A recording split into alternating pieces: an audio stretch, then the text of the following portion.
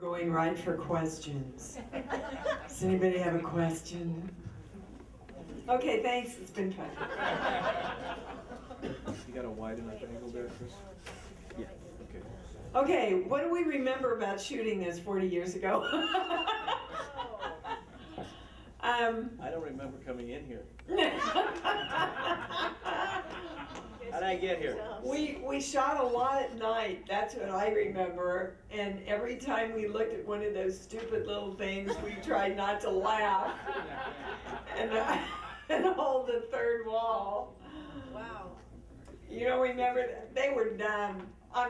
You know, on screen they look better than they did in real life, guys. Right? Absolutely. Yes, they did. Yeah.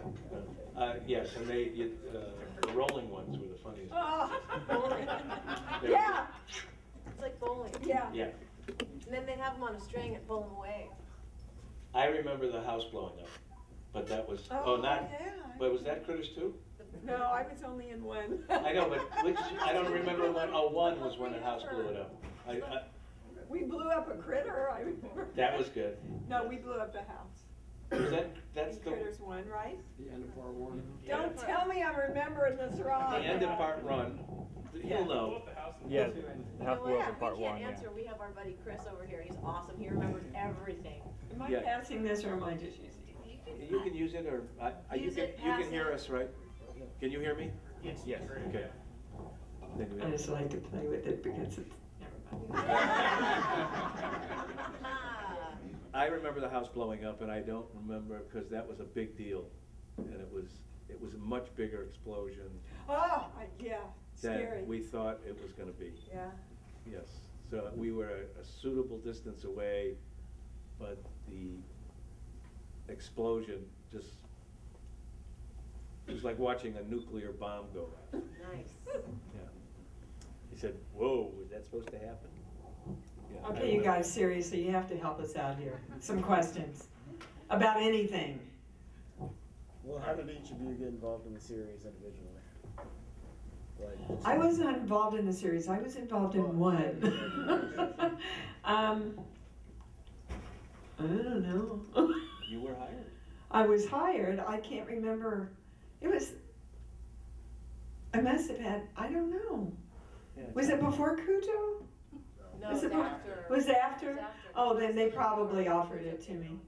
Then I probably didn't have to audition. No, for you it. didn't audition. I didn't have to audition. They just hired me. I did. Oh, now I'm holding Dee's friend. It's nice, isn't it? Yes, it is. Excuse me. I don't No. want to talk into that thing now. It's okay, Donnie. It won't bite. That's what, yeah. Well, no, unlike Dee, I auditioned. I actually remember the audition process. It was funny, and I think I reminded Senor Opper over there that I was chosen because I could drive a stick, and this other girl back then, Cheryl, I wish I could remember her last name. It's gonna drive me nuts. I even remember where she lived. That's not good. But that was the deciding factor. Even back then, a stick was working for you. That's right. See, sticks are good. I was involved because it was my company that made all the Critters films.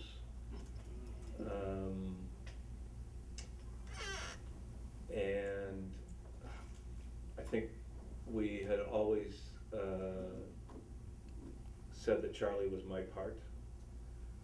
The script was by, I remember the first script was by Brian Muir, and Stephen Herrick was the director. They were partners. Okay, what has happened with Stephen Herrick? I don't know. I thought he did such a good job with. Does anybody know? What, Well, he did. Stephen, where are you? We need you. Well, he did a couple of big movies. And then I don't know where he went. I don't either. Because Hollywood was nice to him like it is to a lot of other people. No, he did a lot of. I know he did more work. So. Oh yeah, he did a couple of big. But I haven't been active in the business for a while, so. So your company, sorry, I interrupted. Oh, so that's the reason we had made another movie for Roger Corman called Android, and then we made another movie And then we started doing these for New Line. We made the first one, and then the other ones followed after that, and they were all for New Line, which is Bob Shea's company, or was. So that's my involvement. And then Charlie basically became a continuing character in all of them. So that's how I was involved. So when you were originally writing the story and coming up with the ideas, was the humor always going to be part of the movie? My job at the company was, I think I was called Vice President of Creative Development, something like that. And so I was involved in, I didn't write them. Brian Muir wrote the first one. I can't remember who the writers He are. just got himself hired. Tui. That was a good gig, too. That was a good gig. You Yeah, were good. I had an office, and it was great. I slept under the desk, it was really great. Wow. We're gonna get down to the last 10 minutes and you're gonna wanna ask questions. So anyway, that's how my, yeah, I forgot what the question was though. Oh, right, whether, you know, their ideas was to start up with a straight up horror movie? No, it was always, humor was always a part of it. That was always gonna be Yes, an angle. yeah, it was always gonna be a certain element of tongue in cheek, always. So, and I think that's what sold it to New Line. Well, it was kind of an homage to the Howling, too, I thought. And Gremlins. And Gremlins and all yeah. that, yeah. So basically, it was a kind of Which a all Roger had Corman, humor. a typical Roger Corman formula of look what's happening and then make a cheaper version of it. And sort of piggyback. But that's, you know, that's what Roger did. And a lot of us had worked for Roger Corman. I think. Everybody's worked for Yeah. Roger Corman. Yeah. James Cameron. You know. Well, I worked with James Cameron. I worked for Roger as a set carpenter and assistant director, and so that's a lot of us learned how to manipulate the system through it. After Dee mentioned the Howling, I got to ask Howling, but Slim Pickens, how creepy on a 1 to 10? Creepy? Yes. Slim? He's like Santa Claus. Really? Oh boy. Oh yeah, Slim way. All those guys. Oh my God. We just sat around the fire and listened to stories. You know, John Carradine and Slim, and I just all those guys. And sometimes Dan Blatt would actually, you know, they'd be in the middle of a story and we'd be ready to shoot. And they'd have to stop the story, and sometimes Dan would just do another take so that they could finish the stories. But yeah, well, Slim was, I mean, he played it weird and slimy, but yeah. You don't even see the scene. I have a scene where I was in the hot tub. That's the one I was. It's not even in the film. Oh, I know. Is it in the outtake things? Yeah, Oh. there's a still and just When the they- look on his face. Yeah, when they come up and go, "Whoa, hi little Missy, what are you doing in the hot tub?" You know? Yeah. I just had to ask because that still is stated. No, they were all great. They were just all of them great. We had a great time. It was let's put on a show, you know. Thank you. Come on, you guys. You're fans. Okay, woo! The first question, you get the gold. And in Critters 2, what was harder not to laugh at, the regular Krites or the giant Krite ball?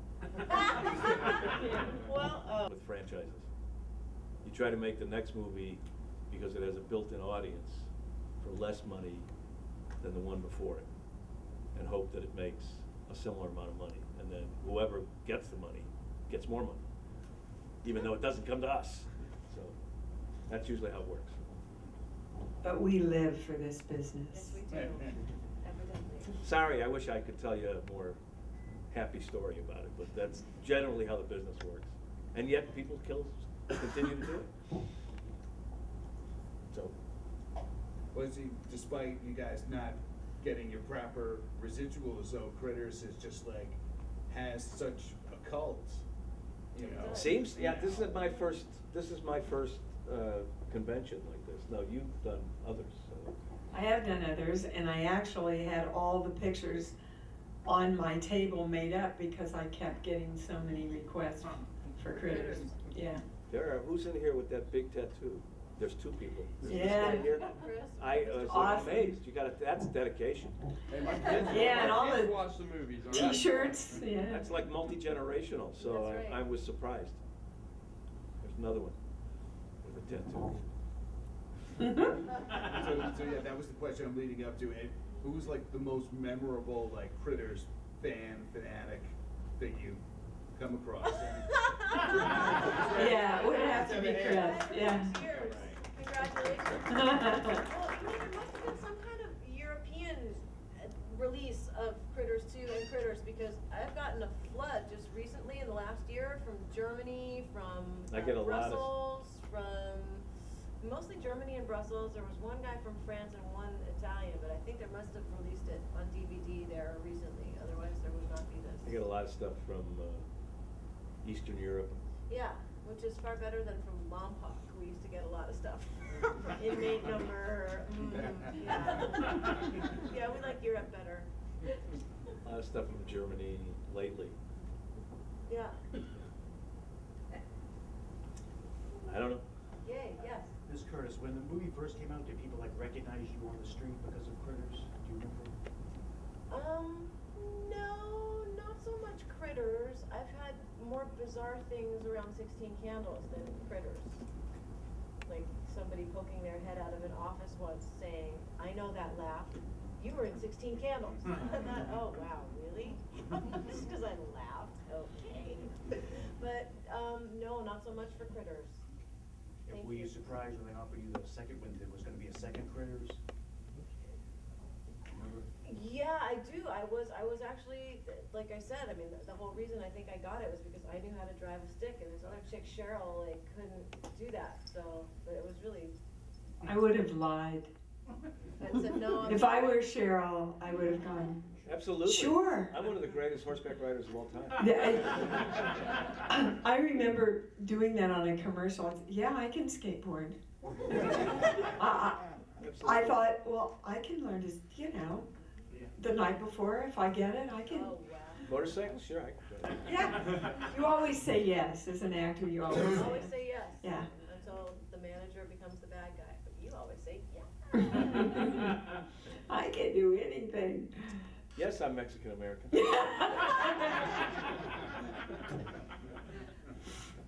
No, the name was shortened. My name was shortened. Yeah. Uh-huh. I tell them. Good. Yep. Hey Don, Yes. how does it feel to kind of be a pioneer of sending a franchise into space? I don't know what that means.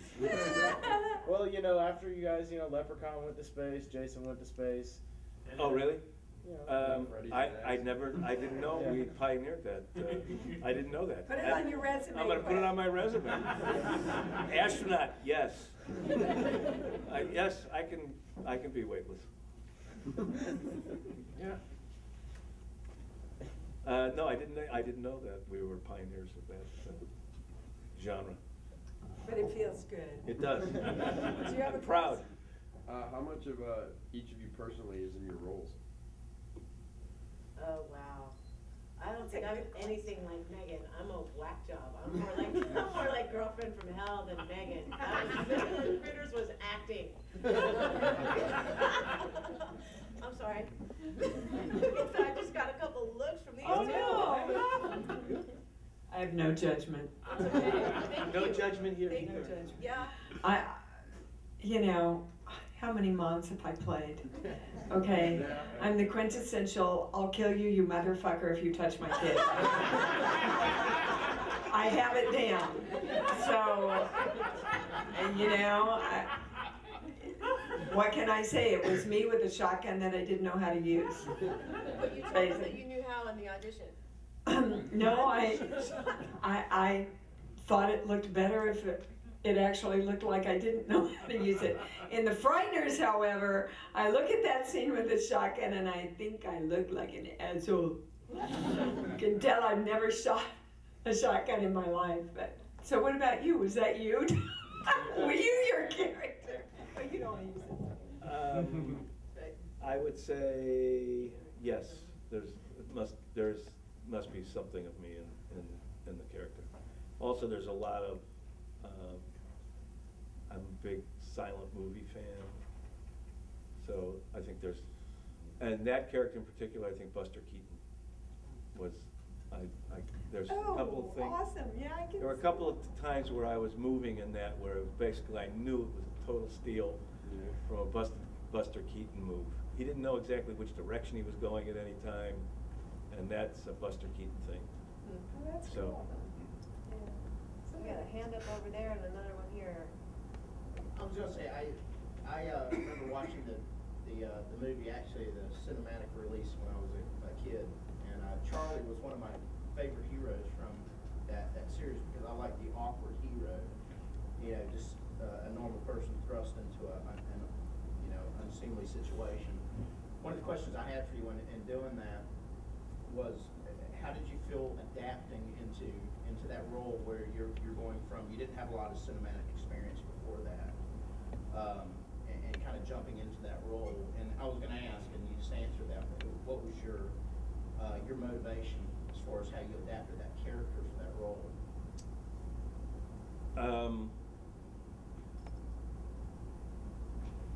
I've been acting in the theater for a while. I've been in the theater for 11 years. I'm a big, I'm mostly not acting, mostly writing. I'm a big movie fan.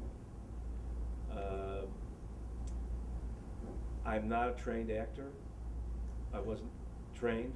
I didn't know if I would want to be an actor at all until Android, and that was a fluke.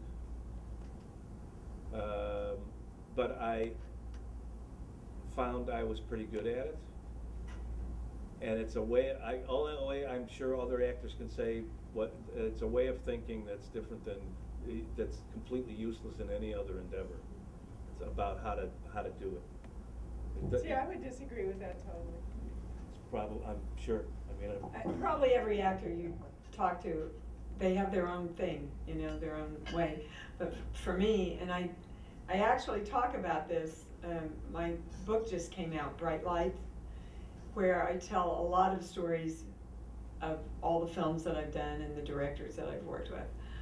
But a lot of the book too is talking about how direct a metaphor my acting technique is for the actual creation process of creating anything in your life. It's all about energy and focus and letting go and being the channel. Surrender. Yeah, surrender. Yeah. But surrender with a focus, with a focused purpose. And so, yeah, that's interesting. For me, I agree acting is being in the moment as real as I can be, as I would be if I were her. Don't ask me to say that again. I have to say I agree with you. I just don't, I've never been able to apply that way of thinking, for instance, to writing, painting. It's not, I mean, the focus is the same.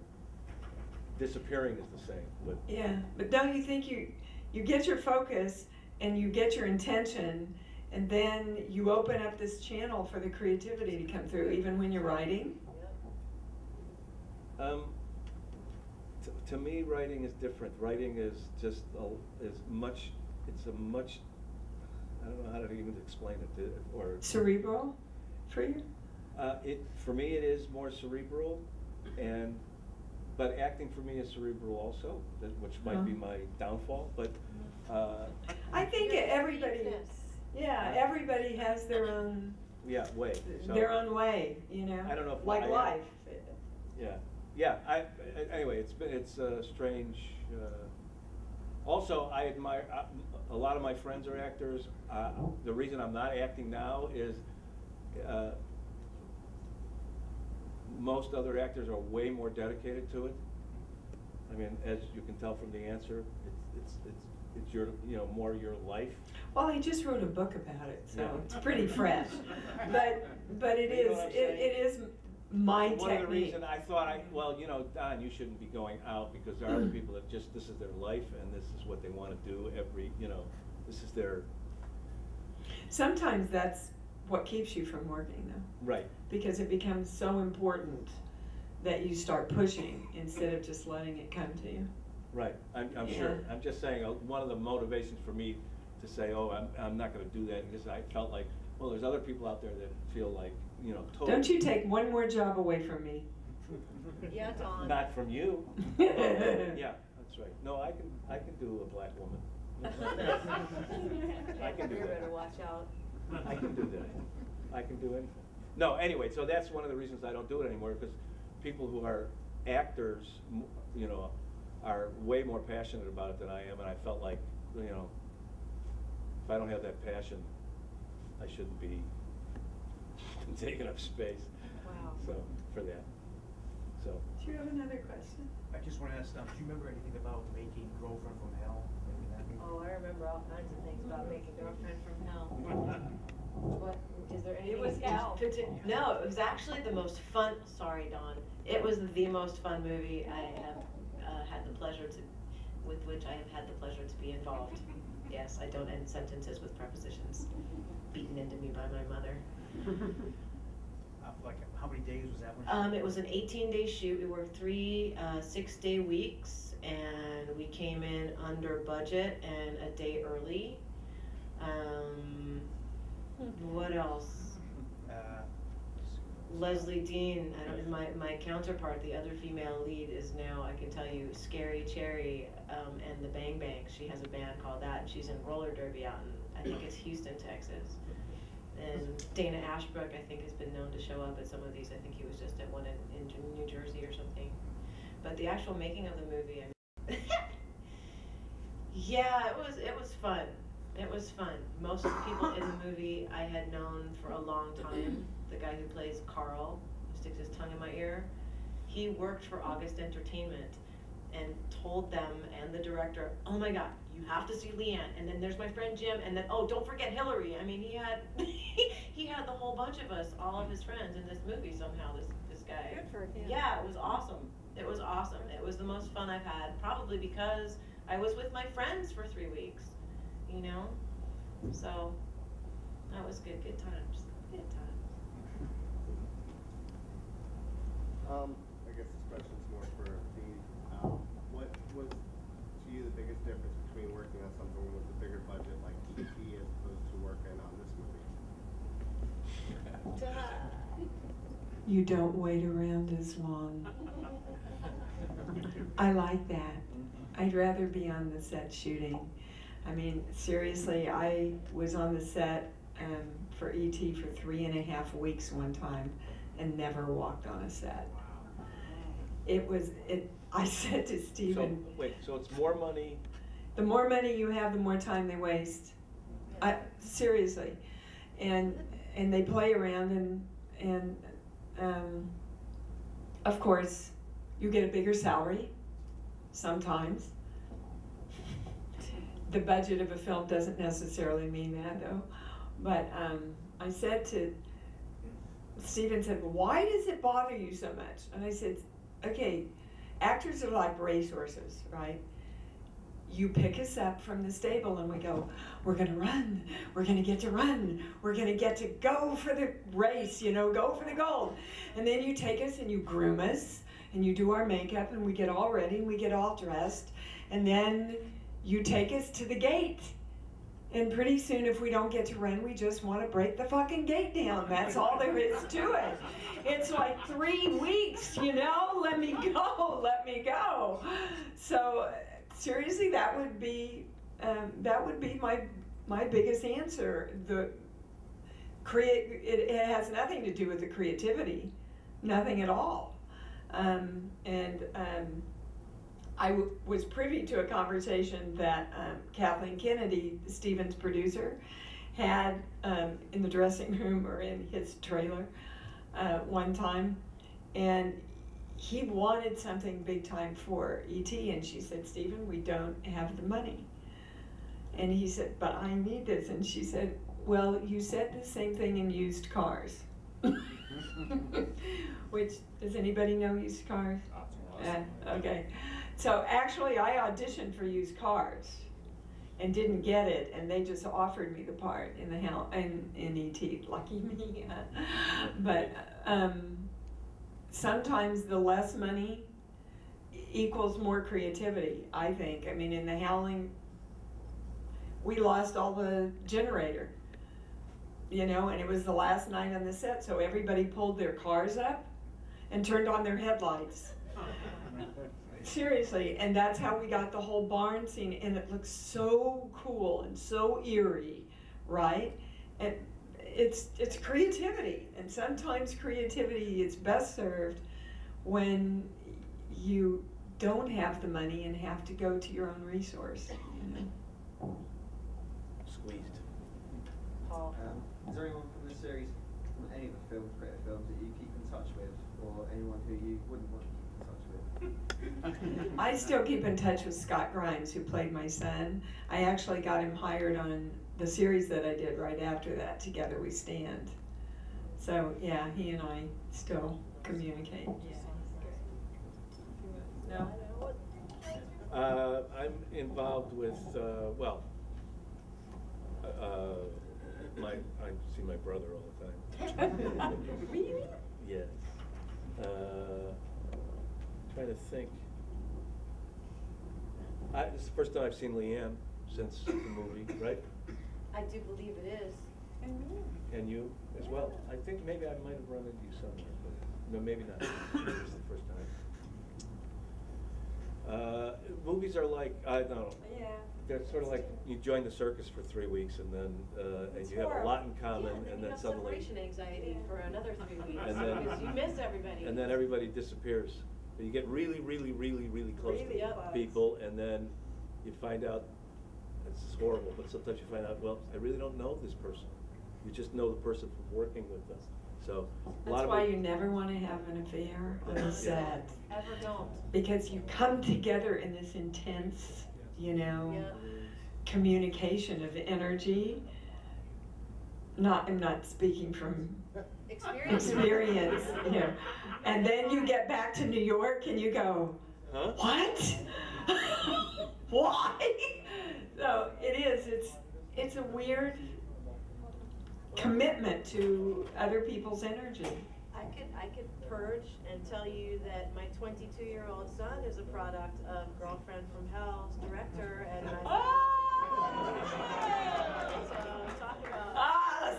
It's gonna be all over Facebook now. He won't friend me on Facebook. My other 2 kids are my friends on Facebook. That one won't do it. I don't know. But now if it's on Facebook. Hello, what are you doing? Mom? Tweet quick before it gets out to somebody else. Julian. Chirp away. What? Yeah. I hope he knows. That's all. Dan? Oh yeah, he does. Oh, okay. Oh yeah, but seriously, my friends adopted 2 kids and didn't tell them, and they found out from their half sister on Facebook. It was devastating. Yeah. Very bad. Yeah, so basically, yeah, I know a lot of people behind the camera because we had hired them and we'd worked with them again and blah, blah, blah. So I do know some of those people. I know a number of those people. So, but actors. Not so much. Actors. It's a dirty word. No, I'm one of them. Yeah, you're one of them. I belong to that dirty fraternity. Yeah. I think we're cool. Yeah, I do too. Most of us anyway. Yes. So that's my experience. Yes, sir. Around the time of The Frighteners, this may be kind of like personal to Michael, but was that around the time his Parkinson's was starting to? Yeah, and he didn't know it. Okay. He was resting a lot. He didn't quite know why his energy was funky, and yeah, so he didn't party much with us, but they diagnosed it. What, a few months after that? I think so. That's really his last major film. That was around the time he was doing like Spin City, right? And he had to like cut away from that a little bit. Yeah. But what a great guy. And Peter Jackson, he is a hobbit. He is just a beautiful man. I don't know if most of you know that I lost Christopher, my husband, during the Frighteners. And first he had a heart attack, and so I flew back for that. And then I flew back to finish filming, and then he died, and I flew back for his service 4 times in 2 weeks. And the production just said, you know, we'll take care of all the flight stuff, just you can settle up with us at the end of the movie. So, which would have been pretty much my whole salary. So I went back in to settle up at the end of the movie, and she said, no, Peter's said to tell you this is just his gift to you. He's taking care of all of it. That's the kind of guy he is. And that's the kind of guy he is, and I saw it over and over again, down to the least of the cast members. You know, I don't know what this kid did, but it wasn't much. And at lunch, they would always have a meeting, a crew meeting, if there were any problems or anything that needed to be addressed. And this kid, his wife, had just had a miscarriage, and Peter did not blink an eye. He said, you take a week and you go be with your wife. You'll have a job when you come back. So he was that way with everybody. Yeah, they're not all like that. No, I was just going to say that. Not all like that. No. Most of them are. It's rare. I'm Yeah. blessed. Did you have a question? No, I got somebody over there. Yeah, he was. Blake Edwards was the same way, by the way. Oh. Yeah. We miss him. Yes. With this series in particular, I guess for each of you, at what point did you yourself realize that this series had the fan base that it does? Critters? Yes. I think when I started doing these, and I've been doing them for a while. No, I'm serious. Not from my fan mail. It was from talking to the fans at the conventions that I really got what a group we had. For me, this is my first convention, so it's basically the opposite. It's from fan mail coming from all kinds of places, mostly Europe lately, like I said. But all you guys are great coming up and talking to us, so I can't wait to find out who else out there is a fan. There's a lot of them. To me, it's a revelation because I kind of have disappeared into my own thing, and I generally don't respond to anything on Facebook, and I actually had no idea. I mean, Ken, who's the person that started this thing, said, I don't think you understand how many people are interested in critters. And I said, really? And that was, so this is my first experience of any kind, so, in this, so. Yeah. Well, like I said, you know, I wouldn't have all the pictures on my table that I have if all the fans hadn't been asking for a lot of them. So. I had a quick question for Liane. Is it true you were on Sesame Street? I was when I was little. When I was little, they wanted to hire a bunch of 4 or 5-year-olds, and I was 4, and my dad happened to know a woman named Mae Ballhauer who convinced them that I was very, very precocious and that they should use me. And I guess Barry might like this story.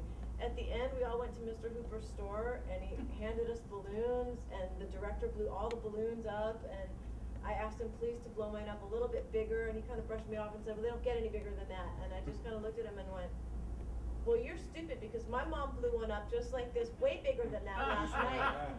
So if you didn't see me on Sesame Street ever again, it's kind of why. Blackballed at 5. Damn. Didn't they know who I was? You know, I see people coming in. I want to respect the time. Are we okay? Oh yeah, I think we can still go for a few more. Okay. All right, cool. Questions? Sesame Street. Paul? Seriously. Did you get any say on the design and looks of the characters, creatures? Sorry. Did I have any say? Yeah. I was probably in the meeting. Well, it was a few years ago, guys. You know. Yeah, I was probably in the meeting, and I'm sure we all probably, I don't know, I wish I could explain how these meetings are. But I was probably in the meeting, and I probably had, you know, something to say about it, but I don't, you know, you hire people, in that case, what are they called? What was their names? The people who made the critters? The Kyoto brothers. The Kyoto brothers, yes. We hired them, they had to come in with drawings, they probably had to come in with, and I was probably in those meetings where we said, oh, that looks good, that doesn't. I wasn't the major voice, but I probably was in on the meetings, so. You had a vote. I'm sure I had a vote. So, it was not my area. I didn't see it as my area. If they said it was okay, yes, it partially was my area, I would have to say. From Critters or any of the movies you all have done, do you save any of the props? Do you have any favorite things at home, a prop from a movie you've done? I had a lot of stuff from E.T., and when the 20-year reunion came, I sold most of it. I do still have my original script from E.T. I think I had something great from, oh, wow. It's not really a prop, though. It was a letter that Dudley had written me that I have framed. I love Dudley. Dudley Moore was just the best. You? Well, I've saved less props, but more wardrobe. There's always, you know, a little wardrobe thing that I like. I've got this really cool kind of half biker jacket from Rock and Roll High School Forever. I've got a bowling shirt with 16 candles. On the back of that, I've got my original 16 candles script. I think I have a few other, I think I may have my Critters 2 script in a box that I saw. I saved most of my fan letters. But mostly it's wardrobe for me, less props and more wardrobe. Yeah. But I do try to keep a little keepsake from each one. They try not to let you take the props, too, because they sell them. You'd be tempted to take a critter. I save all my underwear. No. And sign it. Yeah. Nice. I don't No, see that's any not- on the table. No, I'm not selling. I don't think I had, from Critters, I had the part of the costume for Ugg. I don't know where that is anymore. Some of the stuff, I'm sure I had a critter at one point. That may have ended up with my children.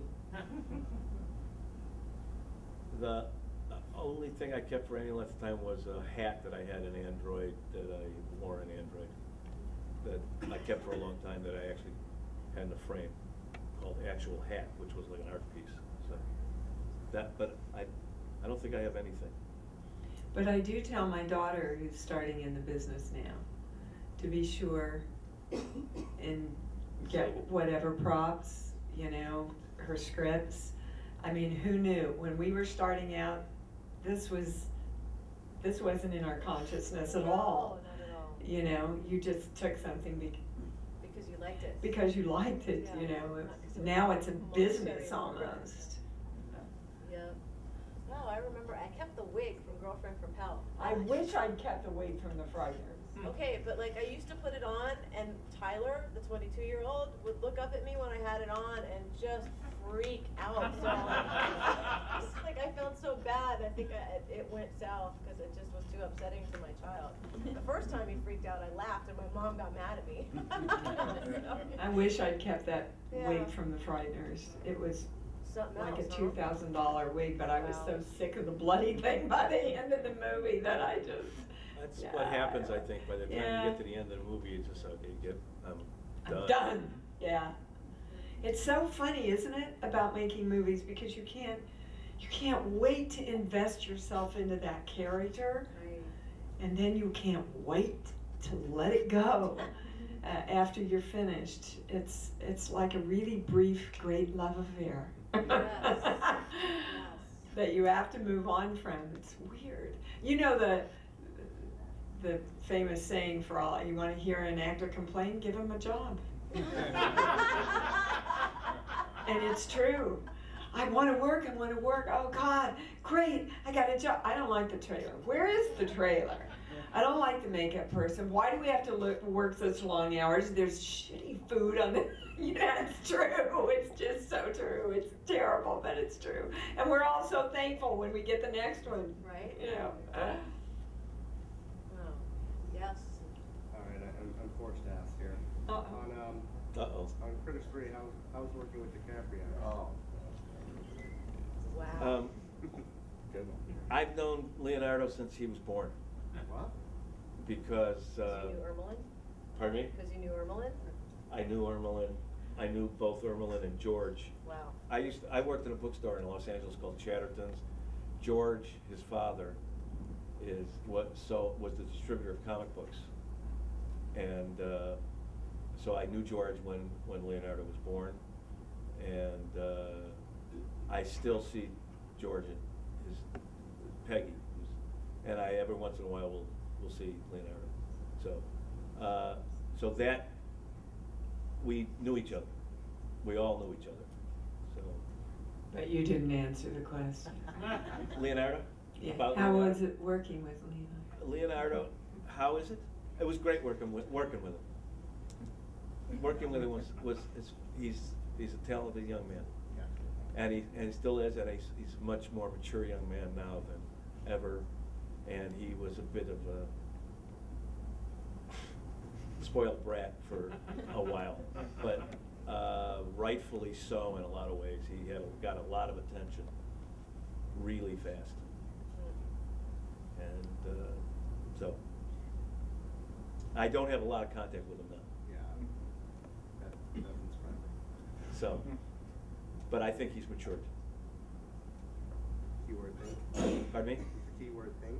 No, I'm pretty sure he has. Guys, how many of you would want to grow up through all those years in front of everybody else? Yeah. It's I hard. mean, come on. We were all messed up during those years. All of us. We were all messed up. The hormones and everything. Some of us were geeks and some of us were jerks and some of us were scared to death virgins like me. I mean, it's just I wouldn't have wanted my daughter to grow up in front of the entire. I discourage my kids from being anywhere near this business. So. Well, and I'm the odd man out. My 12-year-old's just getting into it right now, and I keep. Oh, my daughter's just booked her first two. So, yeah. I mean, if they were interested, I probably wouldn't have gotten into it. But it's not an easy business for a young person. I did it when I was a young person. It's not an easy. There's a lot of attention put on you. Well, and a lot of stress. Yeah, and it's very. I mean, even as adults, oftentimes it's very hard to keep yourself in balance, to keep your life in balance. To know this is just another job we do.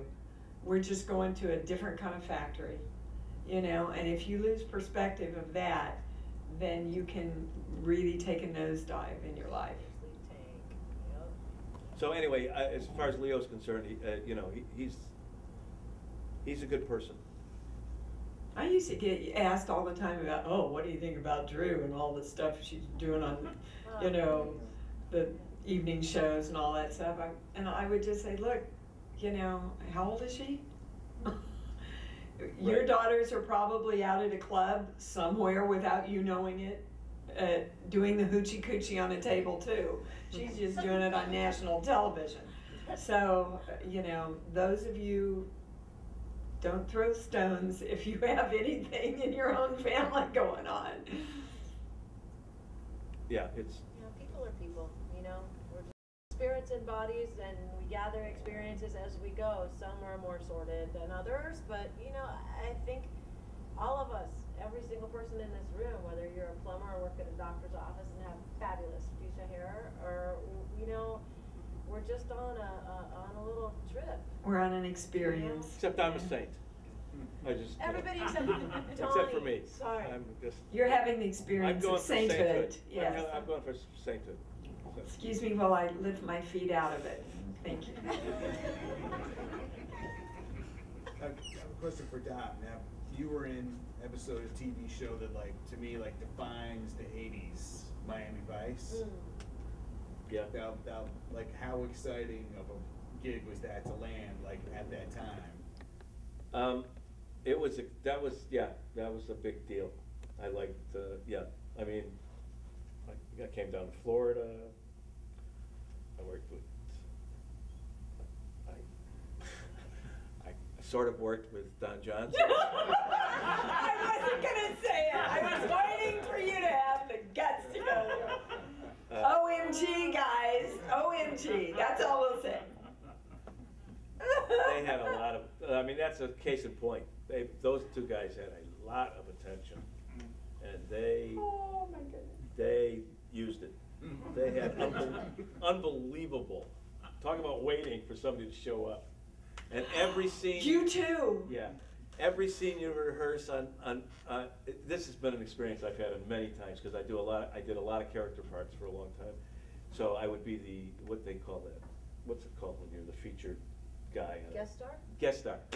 I was the guest star. So you go in there, and then the star of the show, in this show in particular, you'd rehearse the scene, then you'd get it all down, everything would get set up, and then the star would show up, in this case Don Johnson, and he'd go, no, I don't want to do that. No, I don't want to do that. No, I don't want to do that. Cut that line. Put him over here. Stand, and you just went, okay. And so did everybody else. Yeah, I did Nash Bridges. Well, let me preface this by saying I went to college with Don. Oh. Okay, so I knew him when. And we literally waited 2.5 hours. 2.5 hours for his presence on the set. And he walked in, and I looked at him and I said, Don, Mr. Thompson at the University of Kansas would be very disappointed. And he looked at me, and he didn't know whether to get incensed, and then he kind of smiled at me, and I said, you know, I knew you back when. I've starred in the biggest blockbuster of all time. This is not good. Well, I was in like Flint with that crew, let me tell you. Right. But 2.5, I mean, it's just, it's disrespectful. But for me, I had never been in the big blockbuster, so. Well, it wouldn't have made any difference. I just did that to punch in one, you know. You'd lose your job. I would just, yeah. I was like in a position where. Yeah. Okay, whatever you say. Yeah, you want me over there? That's fine. I'll do that. I'll make that work. I'll go over here. You want me over there? Okay. Yeah. Yeah, and then when it comes time to do my lines, he's not there. You know what I mean? Just the camera. Yeah. Yeah. How inside of the camera. I got a great story. Christopher Stone, you know, my husband, that you all know him. So he was doing Chips with Eric Estrada, which the same stuff was going on, right? And so they came in, they had this really big scene together. And then they did Eric's close-up, and then they were turning around to do the coverage on Chris, and Eric said, well, you know, I got baseball tickets, and I'm not going to miss the game, so I'm out of here. And as he was walking out the door, Chris said, it's okay, Eric, the script girl will give me more anyway. And the whole crew applauded, right? But, you know, the boys club, you could kind of get away with that with the boys club. Yeah, so anyway, that's like, but that was, you know, I think I died on that one too. I died, my kids got used to it. My kids got used to it. Oh, look, Daddy's dead. Oh, look, Mommy's crying. Yeah. Thank you for so much of that. Okay. All right, thank you so much. Thank you, everybody.